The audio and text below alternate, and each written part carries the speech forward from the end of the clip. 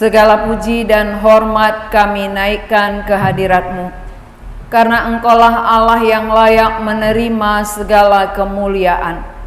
Engkau sudah menanggung segala penderitaan yang seharusnya kami sendiri yang menanggungnya.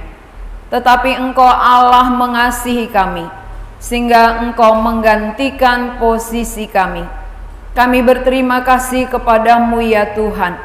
Dengan penderitaan yang Engkau alami, kami dapat bebas dari maut. Kami dilepaskan dari upah dosa kami. Kami bersyukur kepadamu Tuhan. Dan kami rindu melalui pemberitaan firman, kami mengerti kehendak Allah. Sebagaimana doa Tuhan Yesus, bukan kehendakku, tetapi kehendak-Mu lah yang jadi. Biarlah kehendak Allah nyata bagi kami, sehingga kehendak-Mu juga yang terjadi di tengah-tengah kehidupan kami.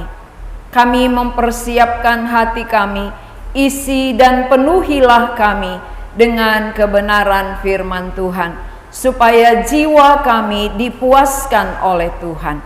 Dalam nama Tuhan Yesus kami berdoa. Amin. Jemaat dipersilakan duduk. Mari kita membaca dari Markus pasal 14 ayat 32 sampai 42. Markus pasal yang 14 ayat 32 sampai 42. Kita akan baca secara responsoria. Saya baca ayat genap, kita ayat ganjil.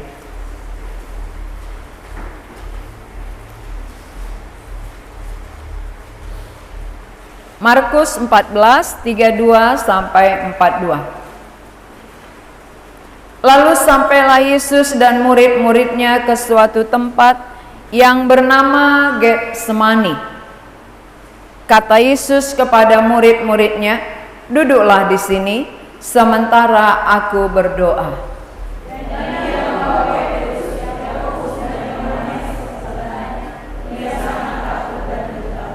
Lalu katanya kepada mereka, "Hatiku sangat sedih, seperti mau mati rasanya. Tinggallah di sini dan berjaga-jagalah."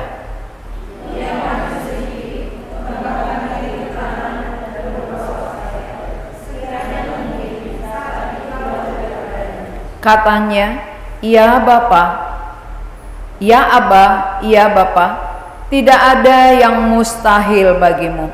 Ambillah cawan ini daripadaku, tetapi janganlah apa yang aku kehendaki, melainkan apa yang Engkau kehendaki."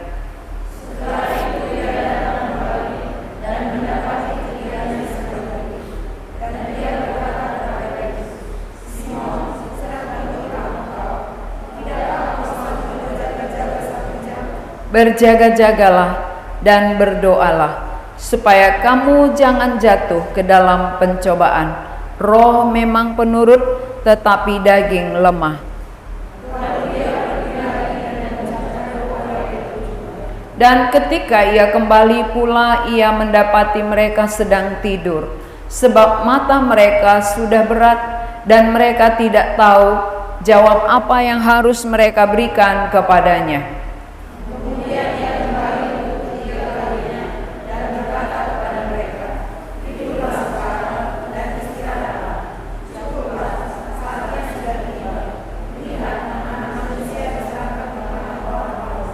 Bangunlah, marilah kita pergi, Dia yang menyerahkan aku sudah dekat. Tema kita hari ini, jadilah kehendak-Mu. Jadilah kehendak-Mu, berarti Tuhan Yesus sendiri ada kehendaknya, tetapi Dia tidak memaksakan kehendaknya. Maka Dia katakan, jadilah kehendak-Mu. Saudara-saudara, sebelum Dia disalib, Dia berdoa terlebih dahulu di Taman Getsemani. Maka lagu kita tadi di Taman Getsemani ya. Ketika Dia berdoa di Taman Getsemani, Dia tidak sendiri, tetapi membawa 3 orang murid. beserta dengan dia. Untuk apa dia membawa 3 orang ini? Sebagai saksi mata. 3 orang saksi mata melihat bagaimana pergumulan yang dialami oleh Tuhan ketika menghadapi kematiannya. Jadi sebenarnya saudara, bukan seperti yang kita bayangkan, bukan seperti yang kita pikirkan bahwa Tuhan Yesus dengan ringan mengerjakan semua itu. Tetapi lewat doanya di Taman Getsemani ini terbukti bahwa dia penuh pergumulan. Tuhan Yesus sendiri, walaupun dia Allah, tetapi karena dia mengambil rupa seperti kita manusia, dia juga bergumul menghadapi kematian. Jadi ketika dia berdoa, saudara tahu apa yang dia doakan? 3 kali dia berdoa, doanya sama. Ya Bapa, jikalau mungkin cawan ini lalu daripadaku. Kita melihat bagaimana Tuhan Yesus berdoa ketika di Taman Getsemani. Murid-muridnya di sini. Dia pergi sendiri berdoa, dan doanya bukan 1 kali, tetapi doa yang diulang 3 kali dengan kalimat yang sama. Berarti saudara-saudara, pergumulan Tuhan Yesus menghadapi salib itu begitu mengerikan. Maka kalimatnya mengatakan apa? Seperti mau mati rasanya menghadapi salib. Belum disalib, menghadapinya sudah mau mati rasanya. Jadi jangan kita rasa bahwa yang dilakukan oleh Tuhan Yesus menyelamatkan kita adalah hal yang ringan. Tetapi perjuangan Tuhan Yesus menyelamatkan manusia di muka bumi ini dengan penuh pergumulan, penuh perjuangan, seperti mau mati rasanya menghadapi itu. Berarti Yesus sendiri berjuang, saudara. Maka doanya tadi kepada Bapa, kalaulah mungkin cawan ini lalu. Apa maksudnya cawan lalu? Cawan penderitaan. Kayu salib itu penderitaan, itu merupakan cawan. Kalau boleh ini lalu daripadaku. Kalau ada jalan lain selain harus lewat salib, itu maksudnya. Kalaulah ada jalan lain menyelamatkan manusia selain harus melalui salib, engkau bisa lakukan.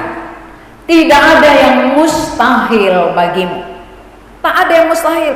Kalau tadi hukum tembak lebih ringan ya, lebih ringan kalau Tuhan Yesus hukum tembak mati. Tapi ini penuh pergumulan, saudara-saudara. Mulai dari dia ditangkap, dia sudah diejek, dia sudah disiksa, dia sudah dipukul, diludahi, ditelanjangi, mentalnya dijatuhkan. Ini penuh pergumulan. Berarti kita harus menyadari, kalaupun kita sudah mendapatkan anugerah itu, kalau kita sudah mendapat keselamatan itu, harusnya kita ingat perjuangan yang begitu berat sehingga kita menghargai, bukan menyepelekan, bukan menganggap itu ringan. Oh, aku selamat karena kasih Tuhan, anugerah Tuhan. Walaupun itu anugerah, dia berjuang, bukan dengan gampang, bukan dengan ringan, tetapi seperti mau mati. Sebelum mati sudah seperti mau mati rasanya menghadapi kematian di kayu salib. Berarti itu bukan hal yang ringan, bukan perkara gampang melakukan kematian di kayu salib. Jadi mungkin saudara bertanya, mengapa harus di kayu salib? Mengapa Tuhan Yesus harus disalibkan? Kenapa itu jalan satu-satunya menyelamatkan kita? kita harus ingat bahwa manusia sudah mengerti tentang hukum Taurat. Manusia sudah tahu tentang 10 hukum Taurat. Tetapi kalau melakukan hukum Taurat harus semuanya lulus. Tidak boleh satupun gagal. Dari 10 aja ya, dari 10 aja tidak boleh satupun gagal. Lalu kalau demikian, siapakah di antara manusia yang mampu melakukan 10 hukum Taurat tanpa ada yang gagal? Tanpa ada satupun yang gagal dari ke-10 hukum Taurat. Adakah? Tentu jawabannya tidak. Kalau tidak, maka apa yang terjadi kepada diri manusia? Mari kita baca dari Galatia. Galatia pasal yang ketiga,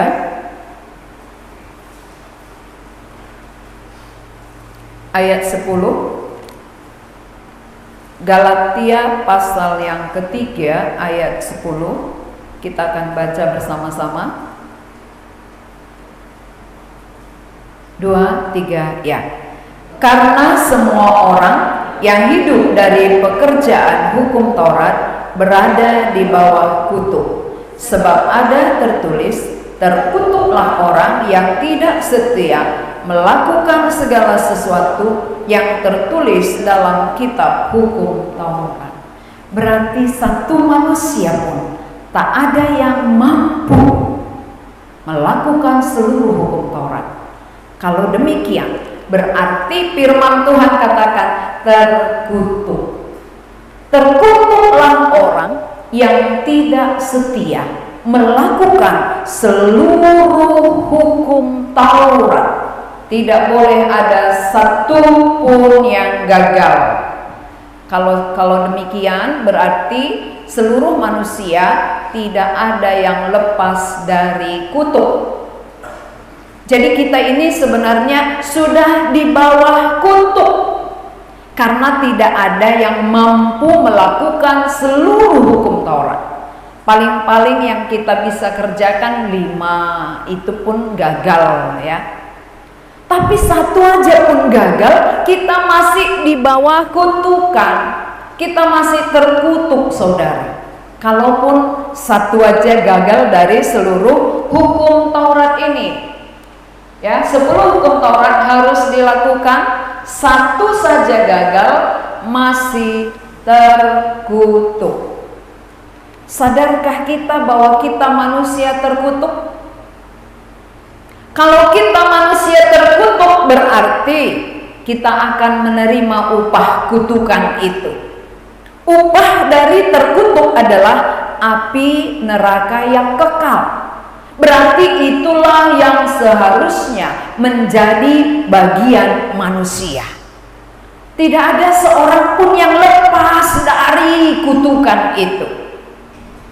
Jadi mengapa Yesus harus disalib? Karena dialah yang menggantikan kutukan yang harusnya kita terima. Jadi dia terkutuk. Galatia 3 ayat 13. Kita akan baca. Mari kita baca bersama-sama Galatia 3 ayat 13. 2, 3, ya. Kristus telah menebus kita dari kutuk hukum Taurat dengan jalan menjadi kutuk karena kita, sebab ada tertulis, terkutuklah orang yang digantung pada kayu salib. Pada zaman Romawi, hukuman yang paling berat dijatuhkan kepada orang yang paling jahat adalah salib. Kejahatan yang paling mengerikan hukumannya harus salib. Berarti kita semua yang harus dikutuk, maka Kristus harus disalib menggantikan kutukan kita. Jadi firman Tuhan mengatakan bahwa Kristus telah menebus kita dari kutukan supaya kita bebas. Kita lepas dari kutukan hukum Taurat. Kalau kita yang melakukan, berarti kita tetap di bawah kutukan. Ini harus kita mengerti, saudara. Seringkali kita menganggap, oh kita akan perjuangkan, kita akan usahakan bagaimana kita bisa lulus melakukan satu demi satu hukum Taurat. Tetapi ingat, satu saja pun gagal, kita masih terkutuk. Nggak usah banyak. Satu hukum Taurat aja gagal, kita masih di bawah kutukan. Maka semua manusia, kalau dengan melakukan hukum Taurat, tidak ada lagi yang bisa lepas dari hukuman kekal. Tidak ada yang bisa lepas. Maka jalan keluar satu-satunya, Yesus harus disalib.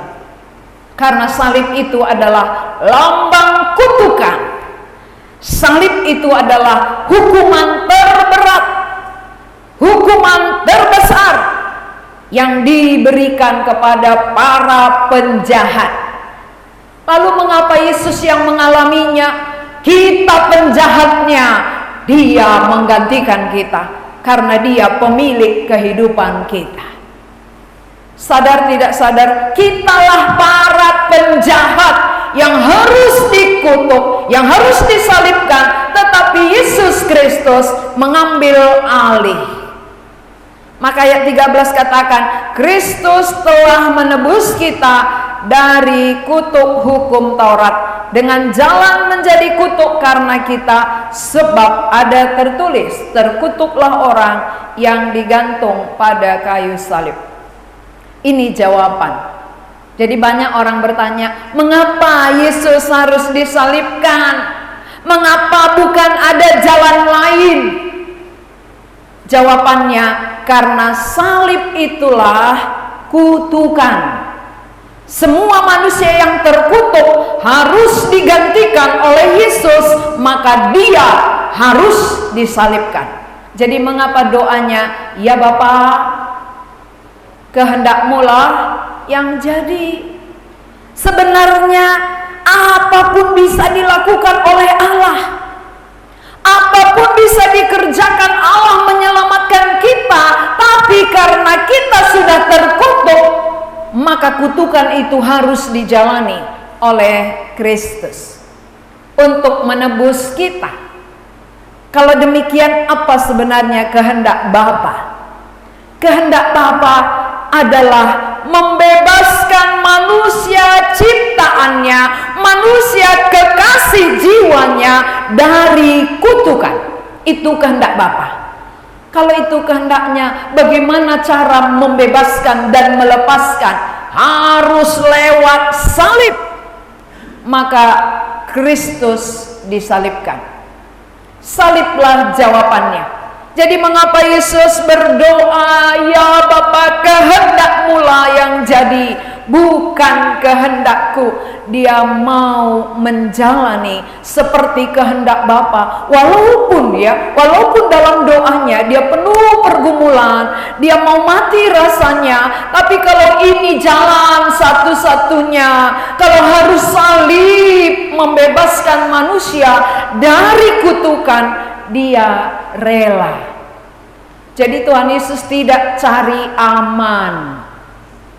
Tuhan Yesus tidak cari kenyamanan dirinya, tetapi Dia memikirkan bagaimana manusia bisa bebas lepas dari hukuman. Lebih memikirkan keuntungan manusia, kenyamanan manusia daripada kenyamanan dirinya. Mari kita bandingkan dengan hidup kita. Kepentingan siapa yang paling sering kita pikirkan? Jangan-jangan kita sebagai orang yang sudah mengaku percaya lebih memikirkan kenyamanan diri sendiri, bukan memikirkan bagaimana kehendak Allah terjadi melalui hidupku. Walaupun aku mengalami banyak penderitaan, persoalan, kesulitan, tapi kalau lewat itu kehendaknya jadi, jadilah kehendak-Mu. Itu yang dilakukan oleh Tuhan Yesus, ya. Tuhan Yesus mengerjakan ini bukan dengan kehendak sendiri, tetapi kehendak Bapa di sorga. Kehendak Allah, dia harus mati, dia ditempatkan di posisi dua penjahat, satu sebelah kanan, satu sebelah kiri. Yesus disalib sebagai kutub menggantikan kita. Berarti ingat salib, ingat kutukan. Setiap kali kita mengingat salib, kita mengingat saya terkutuk.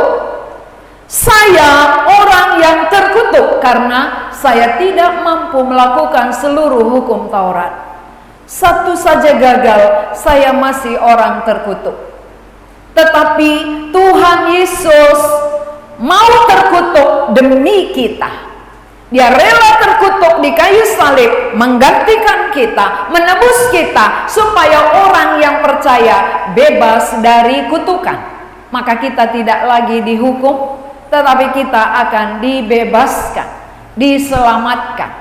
Betapa mahalnya harga penyelamatan yang dikerjakan oleh Kristus di dalam kayu salib.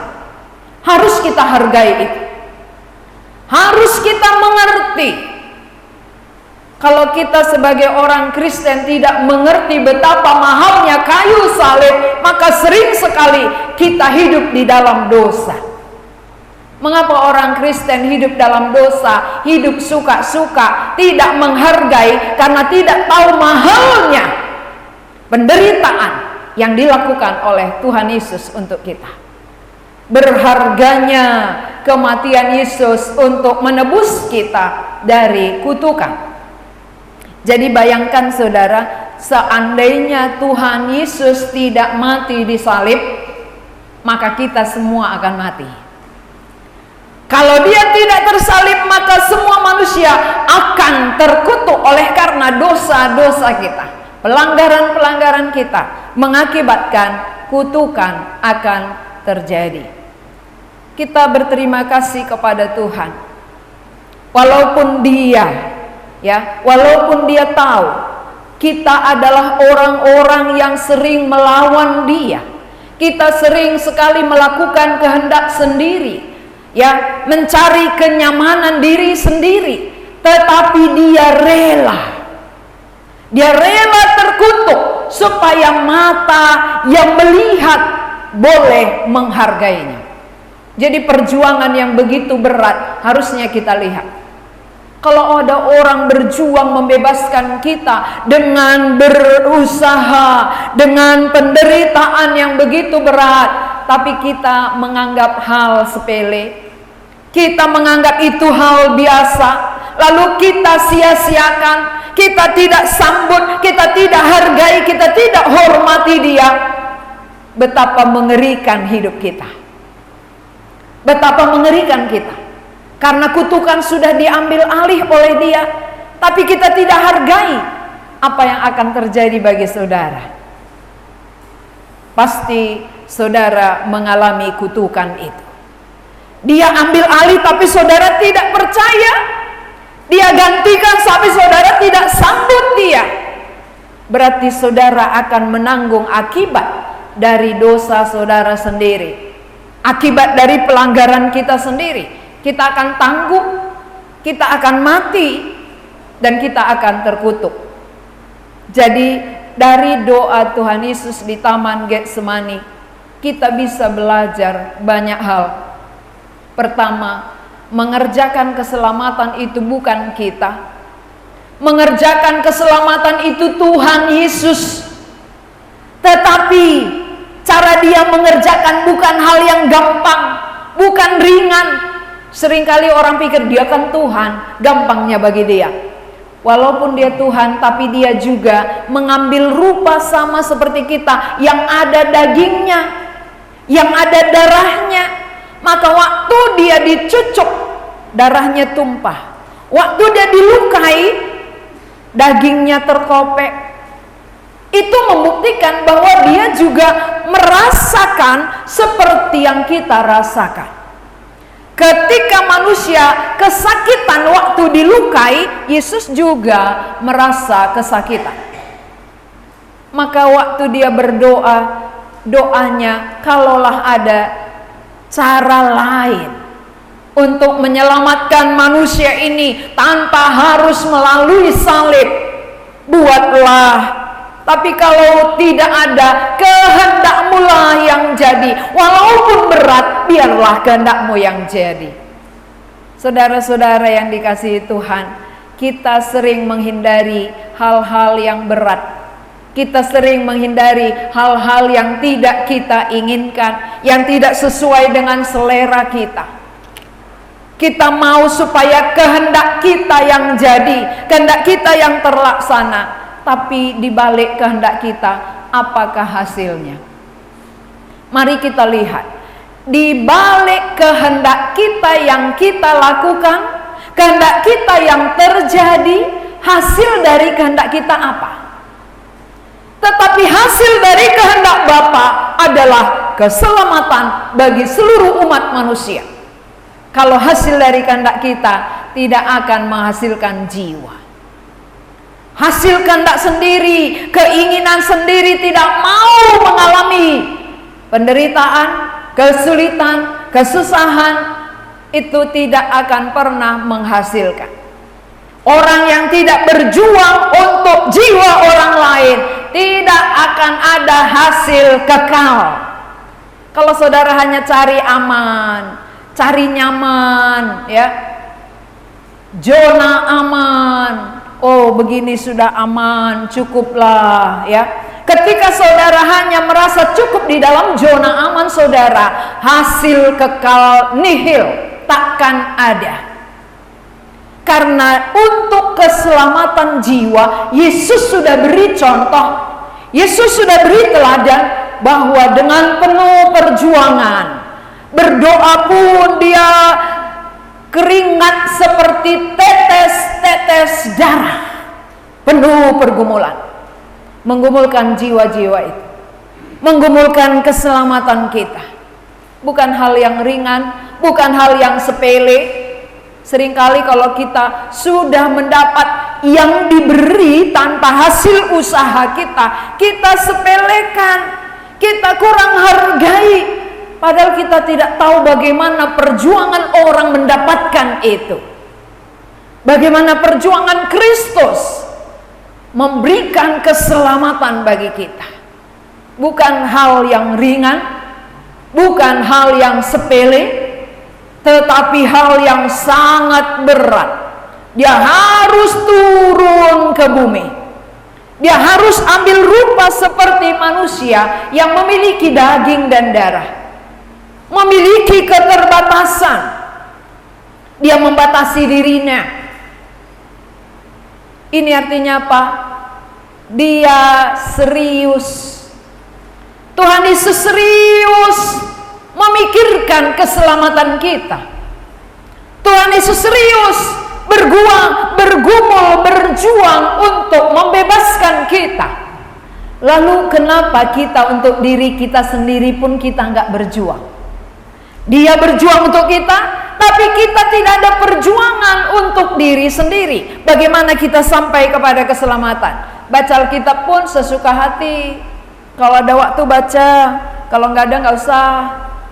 Ya, kalau rindu ya baca, kalau tidak nggak usah. Ini artinya kita bukan orang yang serius. Ingat, Tuhan aja serius. Tuhan Yesus tanpa keseriusannya nggak ada keselamatan. Tanpa keseriusan Tuhan Yesus mengerjakan keselamatan di kayu salib, maka semua manusia akan terkutuk. Karena itu keseriusan Tuhan membuahkan hasil. Hasilnya adalah banyak orang yang sudah diselamatkan. Banyak orang yang sudah dibebaskan dari kutukan. Itu hasil dari keseriusan Tuhan Yesus turun dari sorga, menjelma menjadi manusia, memberi dirinya seperti sama dengan kita, sama dengan penjahat, karena dia menggantikan posisi kita. Jadi ini di tengah ini kita yang harusnya disalib di sini, Tetapi Kristus mengasihi kita, lalu dia katakan, aku mati menebus kamu supaya kamu bebas dari kutukan. Lihatlah perjuanganku, lihatlah apa yang kukerjakan untukmu, hargailah, jangan sepelekan, jangan dianggap hal murahan. Walaupun diberi dengan gratis, walaupun itu kasih karunia, tetapi ini hal yang sangat mahal, hal yang sangat berharga, harus kita hargai dari dalam hati kita. Jadi saudara-saudara yang dikasihi oleh Tuhan, perjuangan untuk menyelamatkan manusia, tidak ada satu manusia pun yang mampu, tidak ada satu manusia pun yang sanggup selain Tuhan Yesus. Dan ketika dia mengerjakan itu, dia mengerjakan dengan penuh serius sampai dia mati. Dia abaikan dirinya. Walaupun manusia ciptaan menghina dia, dia diam. Dia tidak menjawab karena dia melakukan kehendak Bapanya. Dia tahu apa kehendak Bapanya. Saudara tahu apa kehendak Bapa? Mungkin kita tidak tahu apa kehendak Bapa karena kita sering memaksa kehendak sendiri. Begitu kehendak kita nggak jadi, kita marah kepada Tuhan. Tuhan, kenapa begini? Tuhan, mengapa seperti ini? Kok doaku nggak dijawab-jawab? Kok ini begini? Ini namanya memaksa kehendak sendiri. Tidak bertanya kehendak Bapa. Kalau saudara bertanya kan pasti dikasih tahu. Tuhan Yesus bertanya, adakah jalan lain ya Bapa demi keselamatan umatmu ini? Kalau nggak ada, kalau harus aku mati, jadilah kehendakmu. Maka akhirnya dia tahu. Tuhan Yesus tahu kehendak Bapa. Kehendak Bapa, Yesus harus disalib. Itu kehendaknya. Nggak ada jalan lain. Yesus harus disalib. Itulah kehendak Bapa di surga. Karena salib itu adalah kutukan. Jadi kutukan harus dialami supaya membebaskan manusia yang terkutuk. Ya, coba berbicara kepada sebelahnya, sadarkah kamu bahwa kamu terkutuk selama ini? Ya, supaya menyadari, oh kalau aku orang terkutuk, berarti aku sangat berbahagia, ada yang membebaskan dari kutukan. Adakah yang sadar? Atau disadar-sadarkan? Kalau disadar-sadarkan itu nggak dalam. Tapi kalau kita menyadari, aku memang orang terkutuk. Dari kecil aku berjuang, berusaha melakukan hukum Taurat, tapi tidak pernah ada berhasil. Semua gagal. Sedangkan semua pun berhasil, satu aja gagal, masih di bawah kutukan. Berarti manusia tidak akan bisa bebas dengan melakukan hukum Taurat. Hanya melalui salib ada kebebasan. Maka salib itu harganya tidak ternilai. Salib itu tidak terbayar dengan apapun. Maka kematian Yesus lebih mahal dari apapun yang ada di bumi. Mengapa yang mahal kita tidak terima, yang murahan kita tangisi?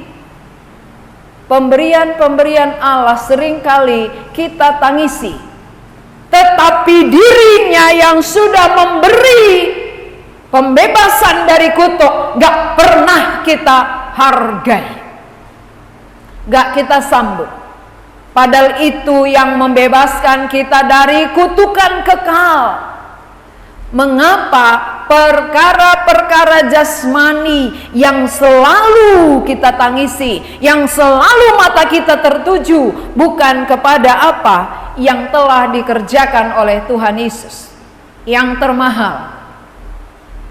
Apakah yang termahal bagi saudara selama ini? Apakah yang mahal bagi kita?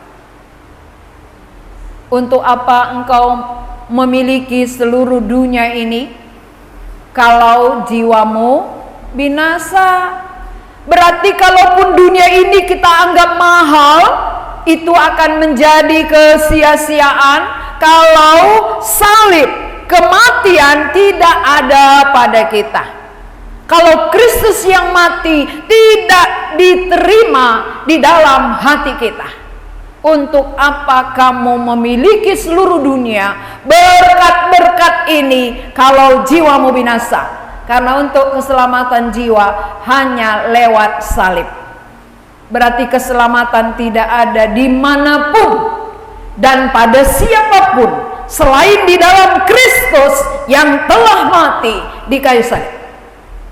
Maka Yesus berani katakan, akulah jalan dan kebenaran dan hidup. Tidak ada seorang pun yang bisa sampai kepada Bapa kalau tidak melalui aku. Mengapa dia tahu itu? Mengapa Yesus tahu hanya dia jalan ke surga? Karena di dalam doanya di Taman Getsemani sudah terjawab.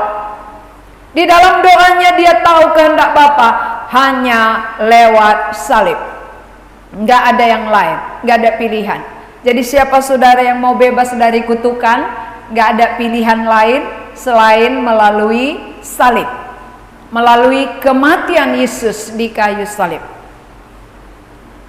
Ya, perlukah saudara bebas dari kutukan atau saudara mau terus di bawah kutukan? Kalau orang terus di bawah kutukan berat ya. Siapa yang nggak berat kalau terkutuk? Orang tua aja mengutuk dia merasa berat ya. Orang tuanya mengutuk dia. Anak yang begini kamu, sampai mati nanti kamu begini. Nah, itu orang tua ya. Orang tua aja mengutuk dia, dia ingat-ingat terus, membuat dia nggak ada gairah hidup, nggak ada semangat. Apalagi di dalam kuasa Tuhan kita masih terkutuk. Bahaya sekali ya. Jangan menganggap ringan, jangan menganggap sepele, jangan menganggap biasa kalau di bawah kutukan. Sedangkan jalan keluar sudah diberi. Tuhan Yesus sudah berjuang untuk membebaskan kita. Mengapa kita tidak hargai? Mengapa kita tidak sambut supaya kita bebas? Nah, yang sudah percaya, yang sudah diselamatkan, apakah doa saudara? Apakah doa kita? Apakah doa kita seperti doa Tuhan Yesus? Ya Bapa, kehendak-Mu lah yang jadi, bukan kehendakku. Apakah kehendak Bapa untuk saudara? Kehendak Bapa bagaimana supaya semua manusia di bumi tidak binasa, melainkan beroleh hidup kekal. Bagaimana sampai kepada orang keselamatan itu? Berarti aku harus pergi, aku harus mengabaikan diri, harus melakukan kehendak Bapa, supaya orang-orang berdosa bebas dari kutukan. Tidak lagi mengasihani diri, tidak lagi fokus kepada persoalan diri, tetapi fokus kepada kehendak Bapa. Aku telah ditebus dengan nilai yang sangat mahal, maka hatiku fokus memikirkan kehendak-Mu dan mengerjakannya selagi aku hidup. Itu yang Bapa mau. Jadi doa kita bisa sama dengan Tuhan Yesus ya. Bukan kehendakku, tapi kehendak-Mu lah yang jadi. Coba semua orang yang telah ditebus ucapkan doa seperti itu, supaya nanti langsung praktek. Ya, pulang dari ibadah langsung praktek. Bukan lagi kehendakku, kehendakku yang membuat aku pusing, kehendakku membuat aku sering sekali stres. Tapi kalau kehendak Bapa yang dipikirkan, kita menjalaninya dengan ringan, karena tujuan Allah tercapai melalui kehidupan kita. Mulai kita ucapkan, ya Bapa, kehendak-Mu lah yang jadi di dalam hidupku, bukan kehendakku. 2, 3, ya. Ya Bapa, kehendak-Mu lah yang jadi di dalam hidupku, bukan kehendakku. Ampuni aku kalau selama ini aku terus memikirkan kehendakku. Ampuni aku kalau selama ini Ya, jadi kalau kita sudah katakan kepada Tuhan, Tuhan sudah dengar. Tuhan sudah dengar ya. Lalu Tuhan katakan, ya selamat mengerjakan, kan gitu ya. Nah, kehendakmu yang jadi Bapa gitu ya. Oke, kalau demikian selamat mengerjakan kehendakku. Jangan lagi fokus kepada diri sendiri, kehendak sendiri. Kalau kehendak sendiri capek, tapi kalau kehendak Bapa ringan ya, ringan. Kuk yang kuberikan itu ringan. Kuk siapa yang sering kita bawa? Ke diri sendiri, makanya berat. Jadi orang percaya pun berat karena bawa kuk lagi gitu ya. Padahal kuknya sudah diberikan sama Tuhan, tapi kuk dari Tuhan nggak dipikul-pikul, membuat berat. Maka bagaimana orang percaya bisa ringan? Pikullah kuk yang diberikan oleh Tuhan. Itulah kehendak Bapa. Karena kuk yang dari Tuhan ringan dan bebanku pun enak ya. Jadi kalau beban dari Tuhan itu enak, beban dari diri sendiri itu yang berat. Mau tukar atau mau bawa pulang? Ya. Mau tukar beban sendiri dengan yang beban dari Tuhan, atau beban sendiri juga bawa pulang? Ya, beban yang diberikan oleh Tuhan. Beban yang dari Tuhan, sebagaimana Kristus memikirkan keselamatan banyak orang, marilah kita orang percaya juga memikirkan keselamatan orang lain. Itulah kehendak Bapa. Mari kita berdoa. Tuhan, kami bersyukur Engkau memperjuangkan keselamatan bagi kami, bukan dengan gampang, bukan dengan ringan. Karena Engkau sendiri pun mengambil rupa seperti manusia, mengalami seperti yang kami alami. Engkau merasakan sakit ketika dilukai, tetapi semuanya itu Engkau perjuangkan. Engkau serius mengerjakan keselamatan kami, supaya kami bebas dari kutukan. Berkatilah setiap telinga yang sudah mendengarkannya, supaya kami tahu menghargai betapa berharganya kematian-Mu. Walaupun Engkau berikan dengan cuma-cuma, tetapi kami tahu itu jauh lebih berharga dari apapun yang ada di dunia ini. Sehingga kami tahu berterima kasih kepada Tuhan, menghormati Tuhan, dan menerima kematian-Mu itu. Terima kasih Tuhan untuk firman-Mu, terima kasih untuk hati yang mau menerima firman-Mu, dan terima kasih untuk orang-orang yang mau melakukan kehendak-Mu. Berikan kekuatan kepada mereka masing-masing, supaya seperti doa mereka lakukan di tengah-tengah kehidupan ini. Dalam nama Tuhan Yesus kami berdoa. Amin.